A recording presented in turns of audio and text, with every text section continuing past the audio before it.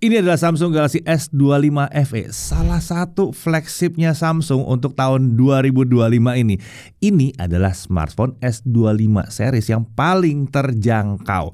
Bodinya sekarang lebih tipis dan jauh lebih ringan. Baterainya nambah besar. Nah, karena ini flagshipnya Samsung ya, tentunya fitur-fitur khas flagship juga ada di sini. Galaxy AI-nya yang lebih lengkap ya. Lalu Samsung DeX ada di sini. USB versi 3, update OS 7 tahun. Kamera selfie-nya upgrade nih, jadi 12 megapiksel sekarang. Ditambah lagi sekarang opsi warnanya jadi makin menarik ya, terutama yang warna biru navy ini keren ya. Ya, meskipun ini S25 series yang paling terjangkau, tapi harga 9 jutaan tuh emang bukan harga yang kecil ya. Jadi mari kita bedah smartphone ini untuk membantu memastikan apakah ini benar smartphone yang cocok untuk kalian. Saran kami sih, simak review ini sampai selesai sebelum berkomentar.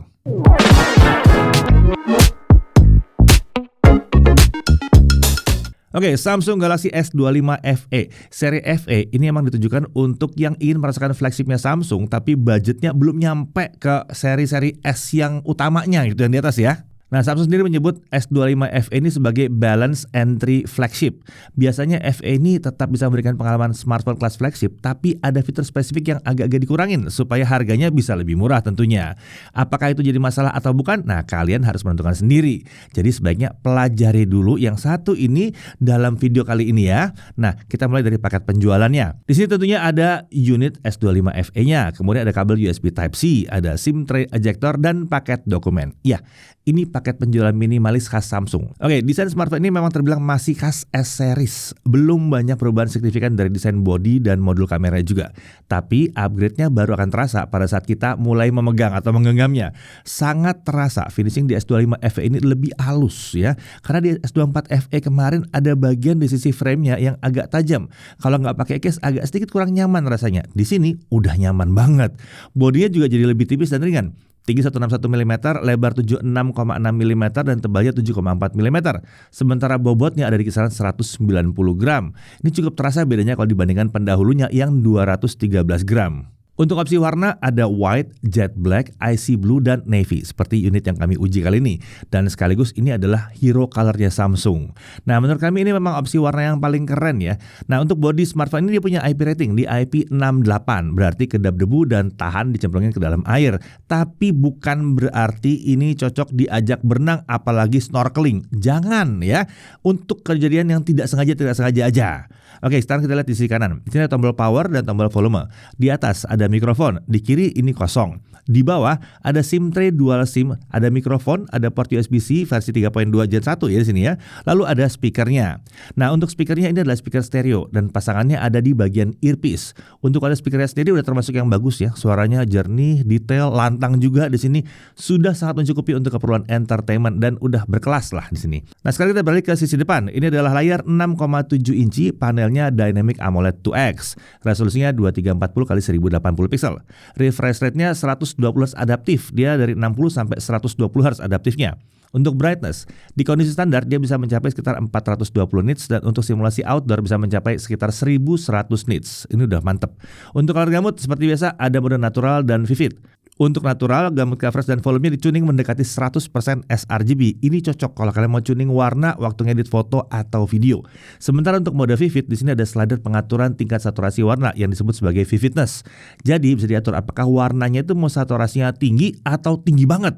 Nah, bisa dilihat nih dari hasil tes kami ya, level 1 di kisaran 80% di CIP3, 2 itu 90% di CIP3, dan 3 itu di kisaran 100% di CIP3. Nah, untuk layar, ini dilapisi dengan Gorilla Glass Victus Plus. Untuk bezel juga ada upgrade nih ya, kalau dibandingkan dengan S24 FE, yang ini nih udah tipis sekarang bezelnya. Kalau menurut Chris ini bukan yang paling simetris, kita masih bisa lihat bahwa dagunya itu sedikit lebih tebal, tapi overall udah oke lah ini ya. Nah, masih di sisi layar, di sini ada in-display fingerprint scanner. Lalu untuk always on display tersedia dan ya ini kan Samsung ya, selalu beneran bisa diatur nyala terus-terusan.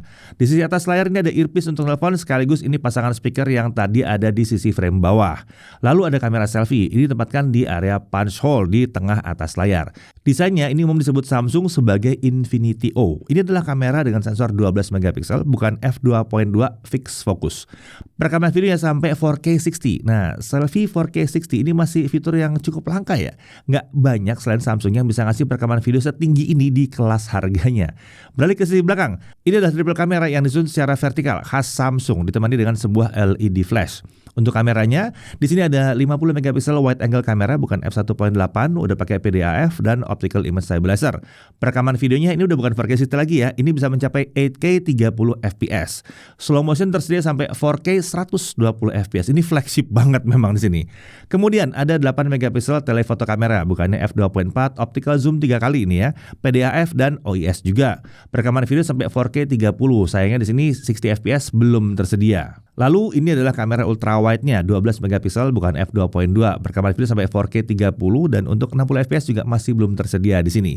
Ini adalah satu fitur pembeda antara FE dengan versi yang di atasnya. Kalau yang di atasnya tuh 4K 60 semua gitu ya. Nah, kalau butuh pengaturan ekstra, biasanya kita bisa install kamera assistant yang tersedia di Galaxy Store. Tapi saat kita menguji smartphone ini sayangnya masih belum tersedia untuk S25 FE.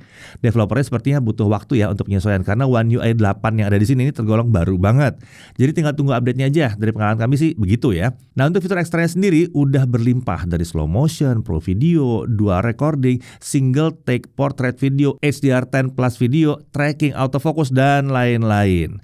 Oke, kita beralih ke spek internalnya. Untuk SoC dia pakai Exynos 2400. Ini fabrikasinya 4 nanometer. RAM 8GB LPDDR5X. Fitur RAM Plus tersedia di sini ya dengan opsi sampai 8GB tambahannya.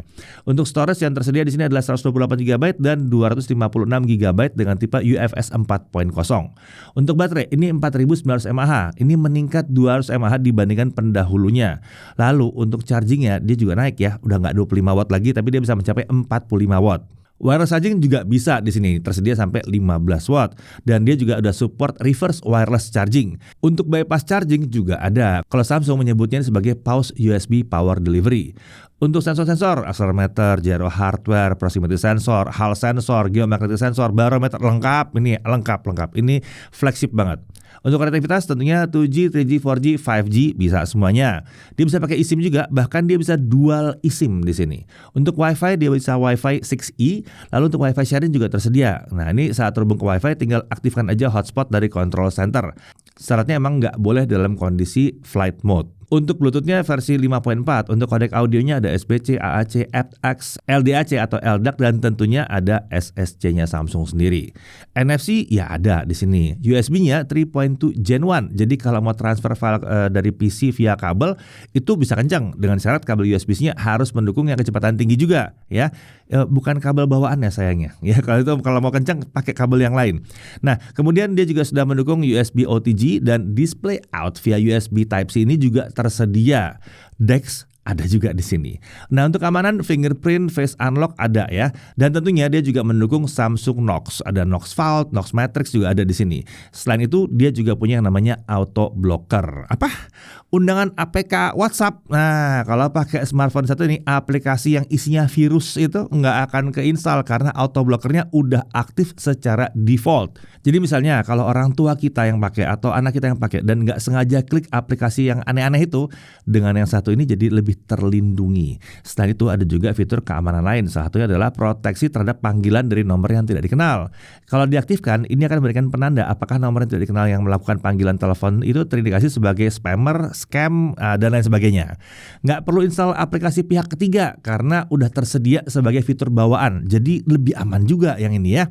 Nah, untuk OS dia pakai One UI 8. Ya, langsung One UI 8 dengan basis Android 16 ya. Ya, update One UI yang ngebut ini ya bikin S25 FE ini jadi terasa upgrade 2 generasi ya, karena di S24 FE yang kemarin itu dia mulainya dengan One UI 6 di Android 14. One UI 7 dan Android 15-nya kayak di skip gitu ya buat S25 FE, langsung aja ke 8 gitu ya. Nah, untuk produk beda 1 generasi tapi OS langsung selisih 2 generasi di sini. Jadi S25 FE langsung dapat yang paling baru. Nah, walaupun pengguna S24 FE juga pastinya sekarang sudah dapat One UI 7 dengan Android 15 dan akan dapat juga si One UI 8 harusnya. Tapi di sini kita menilai versi awalnya. Oke, Samsung menjanjikan update versi Androidnya sampai 7 kali dan security patch-nya juga akan dapat sampai 7 tahun. Untuk smartphone di Indonesia belum ada lagi yang punya komitmen sepanjang Samsung ini. Oke, untuk fitur-fitur di One UI tentunya lengkap, termasuk Edge Panel, Separate App Sound, Adapt Sound, Modes and Routines, dan lain-lain. Samsung DeX seperti dibahas tadi juga ada, jadi kita bisa mendapatkan tampilan ala desktop saat smartphone ini dihubungkan ke monitor atau ke TV. Ini kalau dipadukan dengan mouse dan keyboard wireless ini jadi nyaman untuk kerja multitasking dengan multi window juga ya.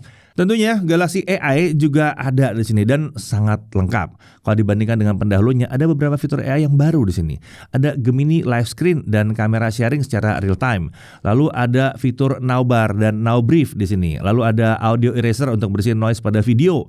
Ada fitur Auto Trim, jadi AI-nya bisa bantu potongin video kita secara otomatis. Nah, untuk fitur-fitur lain seperti Call Assist, Interpreter, Note Assist, Photo Assist, dan lain-lain itu merupakan peningkatan yang membuatnya terasa lebih matang. Ya, kalau kalian sering mantau berita smartphone harusnya pernah lihat ya sebuah foto dengan wajah ditutup seperti ini lalu diedit pakai AI atau dihapus penutupnya gitu ya. Sampai sekarang ini belum ada AI yang bisa sebagus Samsung dalam urusan generative edit di smartphone. Ya kan? Yang sebelah itu aja sampai pura-pura lupa bahas fitur AI, ya nggak? Nah, untuk fitur-fitur AI-nya udah kita sajikan di tabel berikut ini. Tinggal dibaca aja pelan-pelan kalau mau lihat detailnya. Oke, pertanyaannya, apakah Galaxy AI ini akan berbayar? Ini banyak yang nanya ya. Sampai saat ini Samsung belum ada pernyataan resmi. Lagi pula untuk fitur yang menggunakan server online itu sangat wajar kalau ke depannya itu ada harganya. Layanan AI lain juga begitu kan? Itu karena biaya ngurus server tuh mahal banget ya. Paling tidak sesuai janjinya, fitur-fitur yang jalannya offline itu akan gratis karena prosesnya itu on device dan langsung tersedia dari Samsung. Nah, kami sedikit curiga sebetulnya waktu itu Samsung bilang ada fitur-fitur yang akan berbayar. Mungkin ini terkait Gemini-nya karena Gemini kan untuk yang Pro harus berbayar. Sementara kalau kita pakai Gemini yang versi non-Pro, ya nggak berbayar. Dan fitur-fitur Galaxy AI, ya sampai sekarang juga nggak berbayar. Oke, sekarang kita langsung aja masuk ke dalam pengujian performanya. Kita lihat untuk Antutu 10, skornya adalah di 1,8 jutaan. Sementara kalau kita pakai Antutu 11 yang baru, kita dapat 2 jutaan. Ya ini Antutu emang lucu ya. Naik skornya ya, nggak diapa-apain juga naik. Lalu untuk Geekbench 6, single core 2160, multicore 7066. GFX Bench Cartier 1080p off-screen itu di 137 fps. Trimax Slingshot Extreme Unlimited graphics skornya ada di 25.251. Lalu untuk Trimax Solar Bay ini pakai Vulkan Ray Tracing dapat 32 fps. Lalu untuk Trimax Wildlife Stress Test tanpa kipas base score-nya di 14.739. Lowest score-nya ada di 7.929. Jadi stability-nya ada di 53,8%. Nah, kalau kita pakai kipas base score-nya di 14.870 dan lowest score di 13.084. Stability-nya langsung naik ke 88%. Ya, dari benchmark kita bisa lihat ada peningkatan dari segi performa karena di S24 FE kemarin dia pakai Exynos 2400E. Itu adalah Exynos 2400 versi yang lebih lambat gitu ya. Nah, di sini performanya jadi mirip seperti S24 dan S24 Plus tahun lalu yang pakai Exynos 2400 juga. Oke, sekarang kita lihat performa gamingnya. Samsung tuh punya mode performa pada menu Game Booster. Kita pilih performance ya supaya performanya maksimal. Kita mulai dari Mobile Legends. Setting frame rate terbuka sini sampai super, artinya 90 fps. Dengan setting grafik lainnya mentok kanan, frame rate-nya bisa jalan di 90 fps lancar. Nggak pakai frame dropan. Harusnya ini masih sanggup lah 120 fps, tapi ini masih dikunci sama developernya. Kalau 90 fps sih tergolong enteng di sini. Buktinya kita main 3 match berturut-turut, frame rate-nya tetap 90 fps. Di sini suhu bodinya masih aman banget. Di layar suhu terpanas cuma 36 derajat Celcius, sementara di bodi belakang juga cuma 36 derajat Celcius aja. Nah, kecuali kalau kalian mabar di ruangan tanpa AC, outdoor siang-siang terik, ya itu beda ya. Kalau gitu ceritanya smartphone manapun juga akan jadi panas. Lanjut untuk PUBG Mobile, untuk setting grafisnya juga masih dikunci untuk developernya. Frame rate paling tinggi hanya bisa sampai ekstrim, artinya 60 fps aja. Kalau dimainin dengan smooth 60 fps ya keentengan ya, 60 fps lancar tanpa ada masalah sama sekali. Ini bukan karena SoC-nya nggak sanggup 120 fps, ini masalah developernya mau buka atau nggak untuk smartphone yang satu ini. Lanjut, Real Racing 3, game ini bisa jalan di 120 fps lancar tanpa syarat dan ketentuan. Tinggal buka aja gamenya, langsung jalan di 120 fps. Nggak pakai masalah refresh rate nyangkut sama sekali. Lanjut, Subway Surfers, ini juga sama. Ini lancar di 120 fps tanpa ada masalah sama sekali. Oke, sekarang kita coba Wuthering Wave. Dengan setting grafis rata kanan, game ini bisa jalan di kisaran 50-60 fps. Tapi sayangnya kestabilan frame rate-nya masih belum baik ya. Bisa kadang-kadang frame drop ke 20-an fps dan ini lumayan sering kejadiannya. Ini bukan throttling ya, karena dari smartphone kondisi adem pun ini bisa kejadian. Biasanya ini karena developernya belum mengoptimalkan game untuk smartphone atau mungkin untuk SoC yang satu ini. Semoga kedepannya developernya Wuthering Waves ini bisa memperbaiki performanya ya. Dulu di awal-awal juga masih belum oke di smartphone manapun. Tapi makin di sini sudah makin membaik ini ya. Mungkin mereka belum terlalu kenal sama Exynos aja nih. Lanjut ke Genshin Impact. Kita uji selama setengah jam seperti biasa, setting highest 60 fps dan frame rate bisa jalan di kisaran 50 sampai 60 fps. Frame rate masih fluktuatif, belum bisa dibilang yang super mulus tapi udah tergolong nyaman untuk dimainkan. Untuk suhunya masih dalam kategori ya normal lah ya di sini ya. Normal batas atas. Sisi layar tuh terpanasnya di 42 derajat Celcius dan bodi belakang terpanas itu ada di 43 derajat Celcius. Di sini penyebaran suhunya juga tergolong baik. Panasnya menyebar hampir ke seluruh sisi bodinya. Kita coba tes lagi ya pakai kipas dan ternyata hasilnya mirip-mirip aja, masih fluktuatif di kisaran 50 sampai 60 fps. Jadi, untuk ranking performa seperti ini cocoknya dapat ranking S-. Ya, kemampuan gaming dari S25 FE ini udah cukup lancar ya untuk berbagai jenis game. Game berat pun itu udah cukup sanggup sebetulnya. Hal yang perlu ditingkatkan oleh Samsung menurut kami lebih ke urusan kerjasama dengan developer gamenya. Karena seringkali masalah terjadi bukan karena SoC nggak kuat, tapi karena developer gamenya yang belum mengoptimalkan gamenya untuk Exynos. Kalau ada yang bilang panas, hasil tes kami menunjukkan bahwa suhunya tuh normal untuk performa yang diberikan. Oke, kita lanjut ke pengujian kameranya. Oke, di tangan saya kali ini sudah ada Samsung Galaxy S25 FE. Langsung aja kita mulai pengujian kameranya. Kali ini saya dibantuin sama Asfi. Jadi dia junior reviewer baru di Jagat. Kalian training lah ya. Dan kedepannya kalian juga akan sering lihat wajah-wajah Asfi. Ada Robin juga, ada Zaki juga. Dan kali ini saya dibantuin sama Asfi untuk beberapa sampelnya. Jadi akan ada nongol muka dia lah di beberapa sampel ya. Oke, kita mulai aja. Kalau ngomongin kemampuan mikrofonnya, nggak perlu diragukan lagi lah kalau Samsung ya. Suaranya detail, jernih. Kalau saya sih, vlogging tanpa mikrofon eksternal pun masih oke lah pakai mikrofon bawaan S25 FE ini. Nah, selagi ngomongin mikrofon, tahukah kalian, kalau kita pakai mikrofon eksternal, itu akan ada notifikasinya seperti ini. Jadi kita akan lebih yakin sumber suara video kita tuh akan diambil dari mana. Ini belum semua smartphone bisa loh ya. Sekarang kita lanjut ke kamera selfie-nya. Di kondisi terang, kamera selfie-nya bisa memberikan detail yang luar biasa. Di kondisi cahaya ideal sama sekali nggak ada masalah. Cocok nih buat yang baru mau mulai konten. Soalnya untuk nge-vlog udah tergolong oke lah pakai smartphone ini. Dynamic range juga mantep, sisi gelap terang dapat diseimbangkan dengan cukup baik. Masih ada sih sedikit bagian yang overexpose, tapi keseluruhan gambar sudah jauh lebih baik daripada kamera selfie Android yang ada di pasaran. Saat dicoba dengan resolusi 4K 60 fps, tidak ada masalah, detail dan dynamic range dapat dipertahankan dengan baik juga. Dari segi stabilizer juga sudah rapi, video selfie-nya bisa stabil bahkan di 4K 60 fps sekalipun. Di kondisi terang, kamera selfie-nya termasuk yang luar biasa lah. Masih jadi salah satu kamera selfie terbaik di kelasnya.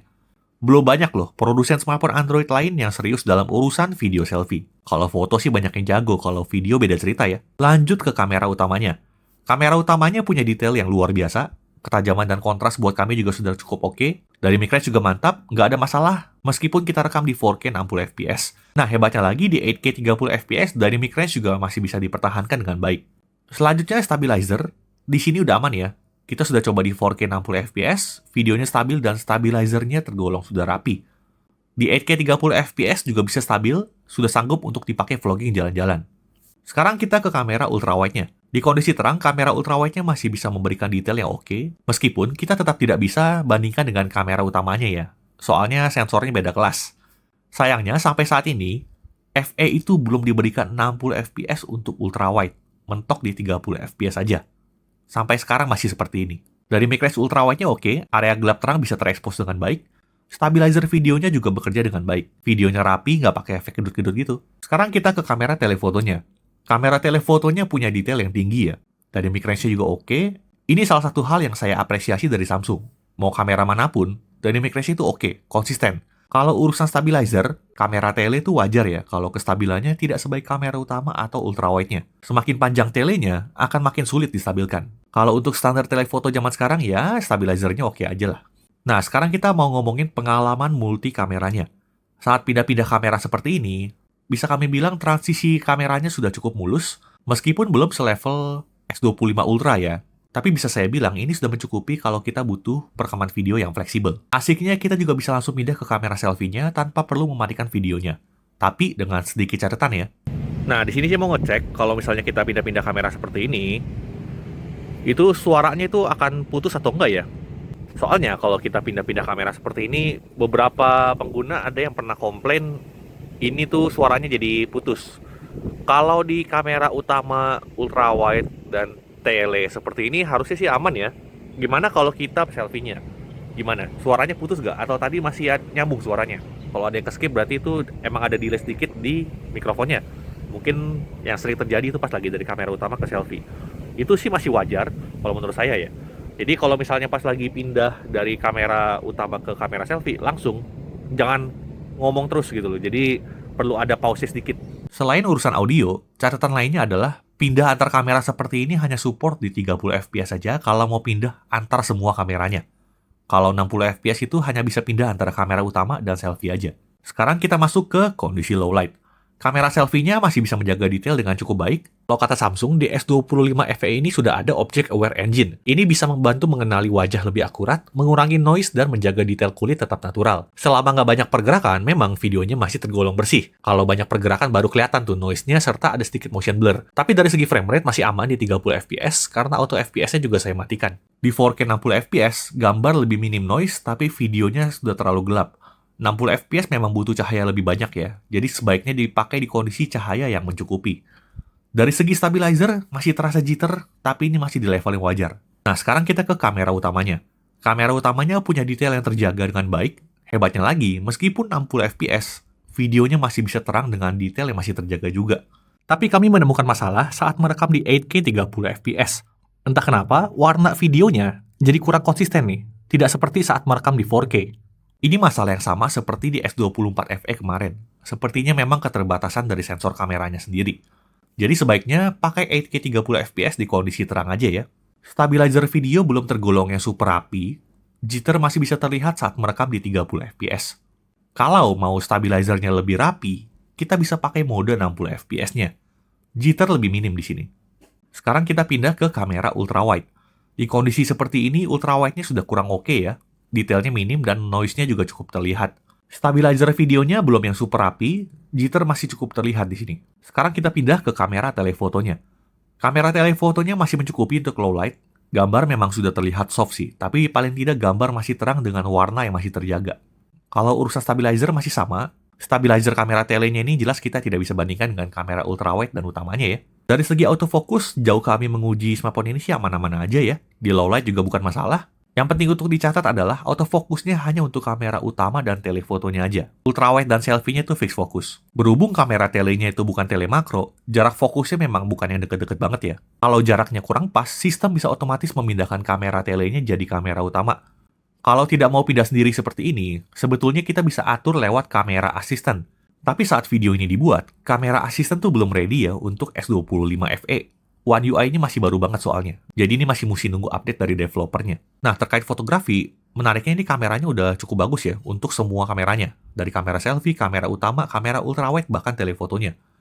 Kalau di low light, kita bisa ada bantuan auto night mode-nya, jadi fotonya tetap bisa terang dan detail. Nah, sekarang kita bahas fitur ekstranya. Ada banyak di sini ya. Ada dual rack untuk merekam video dari dua kamera sekaligus. Lalu ada portrait video untuk merekam video dengan efek bokeh. Hasilnya pun terbilang rapi di sini. Lalu ada slow motion dengan kamera utamanya, dan kita bisa merekam sampai 4K 120 fps. Wow, ini masih jarang loh ada yang punya. Lalu ada mode Pro juga di sini, bisa kita pakai untuk kamera utama, tele, dan ultrawide-nya juga. Nggak cuma untuk foto, untuk video pun juga bisa. Sedikit tambahan, sekarang LED flash sudah bisa kita gunakan untuk kamera ultrawide-nya, baik foto maupun video. Lalu sekarang di S25 FE ada fitur audio eraser juga ya. Untuk perbedaannya bisa kalian dengar dari contoh berikut ini. Ini contoh video tanpa fitur audio eraser. Lalu ini adalah contoh video kalau kita pakai fitur audio erasernya. Kebetulan lagi hujan di sini, kalian bisa dengar bedanya nggak? Lalu salah satu fitur ekstra yang menarik menurut kami adalah kerjasama Samsung dengan Instagram. Jadi kalau kita pakai kamera direct dari Instagram, kita bisa menggunakan seluruh kameranya. Baik dari kamera selfie, kamera utama, kamera ultrawide, dan telefotonya juga. Ini masih jarang loh dia bisa. Oke, tentunya kameranya tuh nggak sempurna ya. Masih ada hal yang menurut saya kurang atau masih perlu diperbaiki lagi oleh Samsung. Yang pertama, kamera ultrawide dan telenya belum dikasih perekaman video 60 fps. Ini seperti sebuah aturan yang dipilih Samsung untuk FE ya, atas nama segmentasi produk. Lalu kualitas ultrawide dan telenya sendiri untuk low light itu masih terbilang kurang oke. Lalu aplikasi kamera asisten belum tersedia saat video ini dibuat. Dari segi kelebihannya, Samsung masih sulit dikalahkan dalam urusan videografi ya, terutama di persaingan smartphone Android sekelasnya. Kalau foto sih udah banyak yang jago ya, tapi kalau video ini Samsung masih salah satu yang unggul. Fitur kameranya juga luar biasa banyak, lalu terkait optimalisasi di Instagram, masih jarang nih ada smartphone Android lain yang bisa. Memang kualitas upload itu tergantung dari akun dan servernya juga sih. Tapi minimal Samsung bisa mengoptimalkan dengan cara membuka fitur-fitur kameranya untuk direct Instagram. Lalu kelebihan lainnya adalah kualitas mikrofonnya mantep dan pengalaman multi kamera yang cukup konsisten. Samsung sendiri menyebut smartphone ini sebagai balance entry flagship ya. Dan memang dari pengalaman kami juga merasakan demikian. Kameranya bukan yang terbaik yang ada di pasaran, dan saya yakin Samsung sendiri juga sengaja merancang kameranya seperti ini. Karena kalau mau hardware kamera yang terbaik dari Samsung, pasti kita diarahkannya ambil yang ultra dong ya. Tapi yang saya apresiasi dari Samsung adalah mereka menjaga keseimbangan multi kameranya. Di sini pengalamannya masih tergolong baik. Pengalaman point and shoot-nya juga optimal. Kita sebagai pengguna nggak perlu mikir terlalu banyak. Kamera manapun yang digunakan, hasilnya bagus aja pokoknya. Bukan yang paling amazing, tapi bagus. Jadi ketika ada orang nanya ke saya, S25 FE ini kameranya bagus gak? Yes, kameranya tuh bagus. Aman untuk mayoritas pengguna. Bagi saya, kalian tinggal pertimbangkan aja, penting gak 60 fps untuk ultra wide dan telefoto? Kalau nggak butuh-butuh amat sama 60 fps ya, gas aja lah. Pengalaman software yang menyenangkan, mudah digunakan, bahkan fitur-fiturnya sudah cukup banyak untuk bisa memuaskan pengguna yang lebih advance. Ini masih jadi kelebihan Samsung yang sulit dilawan kompetitornya. Sekian pengujian kameranya Samsung Galaxy S25 FE. Kita lanjut lagi ke pembahasan berikutnya. Oke, lanjut lagi. Sekarang kita lihat daya tahan baterainya. Dengan menggunakan YouTube Offline Video Playback 1080p ya resolusinya, baterai baru habis setelah 24 jam 26 menit. Hasilnya udah mantep di sini di atas 20-an jam ya. Lalu untuk streaming YouTube 1080p 30fps non HDR, baterai turun 3% selama setengah jam. Mainan TikTok swipe selama setengah jam, baterai turun di kisaran 5%. Lalu main Genshin Impact selama 30 menit, baterai turun 16%. Ya, kemampuan baterai tergolong normal menurut kami. Ingat, ini 4900 mAh. Nah, sekarang kita lihat untuk chargingnya ya. Kita menemukan di sini bahwa charging dengan charger yang 25 watt dan 45 watt itu hampir nggak ada bedanya. Jadi kita kasih hasil yang 25 watt di sini. Untuk mencapai 50%, dia hanya butuh waktu 26 menit. Sementara dari kosong sampai penuh, dia butuh waktu hanya 1 jam 10 menit. Ini standar Samsung, tapi ini agak cepat sebetulnya. Mungkin karena biasanya kita temukan di 5000, ini 4900, jadi sedikit lebih cepat dari yang 1 jam 15 menit biasa kita dapatkan. Oke, lanjut lagi. Untuk Netflix dia udah Wi-Fi L1 tentunya, streaming sampai Full HD dan ada dukungan untuk HDR10. Kodek juga lengkap, bisa VP9, FVC, HEVC, AV1 bisa semuanya. Untuk YouTube streamingnya tentu bisa 4K 60, HDR juga nyala di sini. Ini flagship banget. Untuk haptic feedback dari mesin motor yang digunakan ini rasanya udah khas smartphone flagship ya, empuk dan presisi. Oke, untuk harga resminya, untuk varian 8128 harganya ada di 9.999.000. Lalu yang 8256 harganya di 10.999.000. Pembelian S25 FE ini bisa dilakukan di samsung.com atau aplikasi Samsung Shop mulai dari 26 September 2025. Untuk info lengkapnya cek di kolom deskripsi. Oke? Nah, kita langsung masuk dalam hal yang perlu diperhatikan. Pertama, chargingnya, meskipun udah upgrade jadi 45 watt atau paling nggak bisa pakai charger 45 watt, indikatornya menandakan emang itu beda. Tapi ternyata hasilnya saat ini nggak beda dengan kalau kita pakai charger 25 watt Samsung. Dan ini belum bisa dibilang sebagai charging yang super cepat ya. Setidaknya ini berlaku untuk di S25 FE ini. Tapi sepertinya ini mungkin supaya umur baterainya lebih awet aja sih. Kemudian Samsung rasanya butuh kerjasama khusus dengan developer game supaya performanya bisa lebih maksimal lagi. Masih ada game yang belum optimal dan setting grafisnya tuh masih belum kebuka di sini. Kemudian untuk sepanjang pengujian untuk pemakaian game berat, baterai terasa agak boros. Nah, sementara untuk sosial media, daya tahan baterainya udah lumayan oke di sini. Dan untuk nonton, nah ini aneh malah, dia irit banget. Lalu ada keterbatasan teknis di kameranya, dipelajari aja apakah itu penting atau tidak untuk kalian. Tadi udah dibahas ya di sesinya Chris tadi ya. Lalu kamera itu masih belum ada upgrade signifikan dari segi hardware. Selfie-nya mungkin upgrade ke 12 megapiksel, tapi kamera lainnya menurut kami ya juga butuh di-upgrade lah ya. Tapi ya serba salah juga sih kalau mau nyalahin di sini.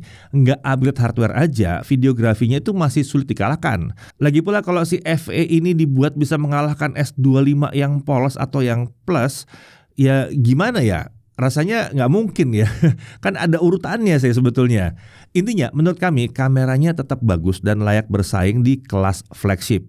Kemudian bisa diperhatikan juga bahwa di sini ada varian storage 128GB. Menurut kami ini udah kurang pas untuk smartphone kelas premium saat ini. Buah-buahan aja sekarang udah start dari 256GB loh. 128 tuh harusnya udah nggak ada lagi lah untuk flagship zaman sekarang. Lalu seperti biasa, paket penjualannya minim, nggak ada case, screen protector, dan charger juga nggak ada. Dari sisi kelebihannya, yang paling mencolok buat kami adalah One UI 8, Android 16, upgrade langsung 2 generasi dibandingkan S24 FE. Lalu, fitur Galaxy E terbaru dan terlengkap saat ini ya, udah sesuai dengan keluarga S25 yang lainnya. Update-nya 7 tahun. Selain Samsung sepertinya agak sulit ya bisa dapetin update yang sepanjang ini di kelas harganya. Paling tidak untuk produk yang resmi di Indonesia. Kemudian hardware kameranya memang bukan yang terbaik, tapi Samsung memberikan keseimbangan multi kamera serta pengalaman software yang oke banget. Bahkan perekaman HDR10 Plus itu udah ada di sini. Masih jarang ada yang bisa menyaingi Samsung untuk urusan yang satu ini. Lalu performanya ini udah kenceng, ini udah kelas flagship sebetulnya ya. Kemudian untuk desain ini tipis dan lumayan jauh lebih ringan dibandingkan pendahulunya. Dan opsi warnanya ini keren ya, terutama yang warna navy ini keren banget sih. Lalu ada USB-C 3.2 Gen 1, masih banyak kan di kelas gini tuh yang masih pakai USB 2 ya. Kalau ini USB-nya udah mantap. Dan USB juga ada support display output dan Samsung DeX juga. Dan di sini ada juga Samsung Knox untuk pengamanan yang ekstra. Lalu untuk IP rating dia udah IP68 juga. Dan ini penting nih, pilihan aksesoris third party-nya ini berlimpah di pasaran. Mudah banget mau nyari casing dan lainnya tuh mudah banget buat yang satu ini. Jadi pertanyaannya, smartphone ini cocoknya buat siapa? Ya, untuk pengguna A-series yang ingin naik kelas, kalian mungkin pakai A55, A54 atau A-series yang lebih tinggi lagi. Ini akan jadi pilihan yang pas untuk naik kelas di tahun 2025. Lalu untuk pengguna S24 FE, apakah akan cocok untuk upgrade ke sini? Nah, menurut kami kalau ngelihat dari kelengkapan dan performa, belum. HP ini baru pas untuk pengguna S23 FE ke bawah. Kecuali kalau memang ya kalian emang sukanya gonta-ganti tiap tahun dan emang ya punya duitnya aja ya, nggak ada masalah gitu ya. Itu sih terserah aja, nggak ada yang salah juga upgrade ke sini dari S24 FE kalau begitu pola pikir kalian. Lalu untuk yang baru mau merasakan flagship Samsung tapi budgetnya belum nyampe untuk dapat S25 atau S25 Plus gitu ya, yang 12 jutaan ke atas, ini akan jadi opsi yang pas banget.